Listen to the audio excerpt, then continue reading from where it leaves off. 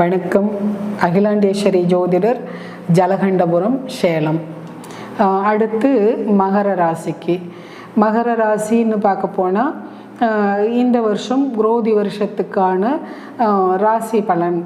மகர ராசி பொதுவாக குணம்னு பார்க்க போனால் 4 பேர்த்த அனுசரித்து உறவுகள் வேணும்னு நினைக்கக்கூடிய குணம் உங்களுக்கு இருக்கும். எல்லாத்துலேயுமே அமைதியாக போய்க்கலாம்.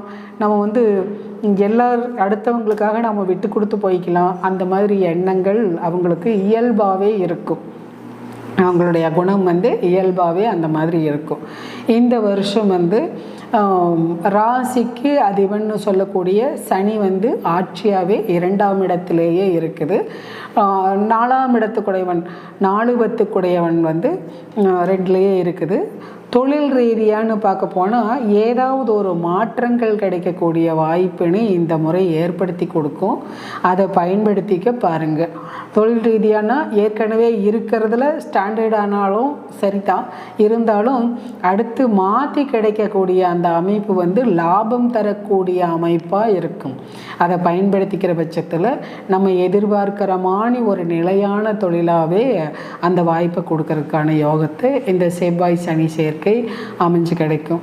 அதே மாதிரி சந்திரனுக்கு 3ஆம் இடத்தில் தைரியஸ்தானத்தில் 6 9 சுக்கிரன் உச்சம் பெற்று புதன் ராகுவோடு சேர்ந்து யோக பலன்களை நல்லாவே அள்ளி கொடுத்துட்ருக்கிறார். பூர்வீகம் சம்பந்தப்பட்ட யோகங்களை, பூர்வீக சம்பந்தப்பட்ட சொத்துல ஏதாவது வர வேண்டிய அவசியம் இருந்தால் அதெல்லாம் கொடுக்கக்கூடிய வாய்ப்பு, இது எல்லாமே இந்த வருஷத்தில் அமைஞ்சு கொடுக்கும். அதே மாதிரி மகர ராசிக்குன்னு பார்க்க போனால் போன வருஷத்தில் போன 2.5 வருஷம், இந்த 6 மாதம், கிட்டத்தட்ட 3 வருஷ காலமாக நடந்துட்டுருக்கிற 7.5 சனியுடைய அந்த பாதிப்பு கூட இந்த 2 வருஷ காலத்துக்கு, அடுத்து வரக்கூடிய 2 வருஷ காலத்துக்கு சனி அந்த வீட்டுக்கு அதிபனாகவே ஆட்சியோடு இருக்கிற காரணத்தினால நீங்களா ஏதாவது உங்களுக்கு தெரிஞ்ச சுய தொழில் ஆரம்பம் பண்ணாலும் சரி, இல்லை ஏதாவது தொழிலில் ஜாயின் பண்ணாலும் சரி, உங்களுக்கு அதனால் லாபங்கிறது ஹையர் பொசிஷன், அதாவது உயர் பதவி கிடைக்கிறது, நிலையான தொழிலாக இருக்கிறது. அது என்ன தொழிலை ஸ்டார்ட் பண்ணுறோமோ லைஃப் லாங் அதவே வச்சுக்கிற மாதிரி இருக்கிறது, அந்த அமைப்பை எல்லாம் கொடுக்கும். அதை தயக்கத்தின் காரணமாகனா சனி தயங்கி யோசித்து செய்ய வைப்பார். அதனால் தயக்கத்தின் காரணமாக அதெல்லாம் மிஸ் பண்ணிட வேண்டாம், மிஸ் பண்ணாமல் பார்த்துக்கோங்க. சூரியனுடைய குரு சேர்ந்த அமைப்பு உங்களுடைய ராசிக்கு 12ஆம் இடத்தை பார்க்குறாரு. வேறு எந்த ஒரு நிம்மதி குறைவு, வேறு எந்த பாதகம் அதெல்லாமே இருக்கிறதுக்கான சூழ்நிலை இல்லை. 4குடையவன் தாயார் ஸ்தானாதிபன் சனியோடு சேர்ந்து 3ஆம் இடத்துல 2ஆம் இடத்துல இருக்குது. தாயாருக்கு சின்ன சின்ன மருத்துவ செலவுகள் கொடுக்கறதுக்கான வாய்ப்பு இருக்குது. தகப்பனாருடைய சூழ்நிலை நல்லாவே இருக்கும். அதே மாதிரி எதிர்வரன்னு சொல்லக்கூடிய நம்மளுடைய களத்திரம் அவங்களுக்குமே ஆரோக்கிய நிலையெல்லாம் நல்லாவே இருக்கும். உங்களுடைய ஆரோக்கியத்தில் இருந்த பின்னடைவுகளெல்லாம் மாறி கிடைக்கும். போன 3.5 வருஷமாக என்னென்ன உடல் உபாதைகள் இருந்தது, பயந்துக்கிற மாதிரி சூழ்நிலைகள் இருந்திருந்தால் கூட அதெல்லாம் தெளிவாகி கிடைக்கும். தெளிவாகி பரவாயில்லை, நல்லா இருக்கிறோம் அப்படிங்கிற மாதிரியான வாய்ப்பை கொடுக்கும். அதே போல் 7.5 சனியோட பாதிப்பு முடிய போகுது அப்படிங்கிறது முதலீட்டில் மட்டும் கொஞ்சம் கவனமாக பார்த்துக்கங்க. அதாவது அனாவசிய முதலீடு இல்லாமல் மட்டும் பார்த்துக்கங்க.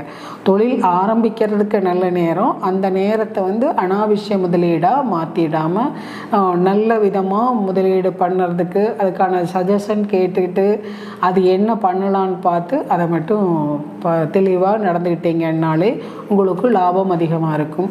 அதே மாதிரி வயது ரீதியாக, திசா புத்தி ரீதியாக உங்களுக்கு திருமணம் திருமணம் செய்யக்கூடிய அமைப்பு இருந்தால் திருமணம் இந்த வருஷம் நடந்து கிடைக்கும்.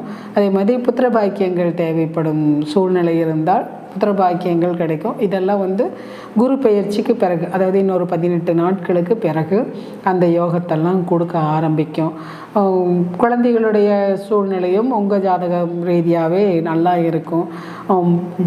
ஜனன ஜாதகத்தில் எந்த ஒரு குறைபாடும் இல்லாமல், வயது ரீதியாக குறைபாடும் இல்லாமல் இருந்தால் வேறு எந்த மெனக்கடலும் தேவை இருக்காது.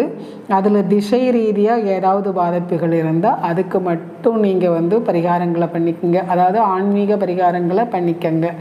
எந்த கோவிலுக்கு போகிறது, எந்த விதமான தீபம் போடுறது, அது மாதிரியான உங்களுடைய ஜாதகம் நீங்கள் ரெகுலராக பார்த்துட்ருக்கிற ஜோதிடர்கிட்டையே அதை கேட்டு தெளிவு பண்ணி அதை மட்டும் பார்த்துக்கங்க. வேறு பெருசாக எதுவும் தேவையில்லை. பொதுவாக மகர ராசிக்கு இந்த வருஷம் ரொம்ப சிறப்பான வருஷமாகவே இருக்குது. 7.5 சனி முடிய போகுது. அதனால் வந்து 7.5 சனியை பற்றின பயமும் தேவையில்லை, நல்லாவே இருக்குது. வணக்கம்.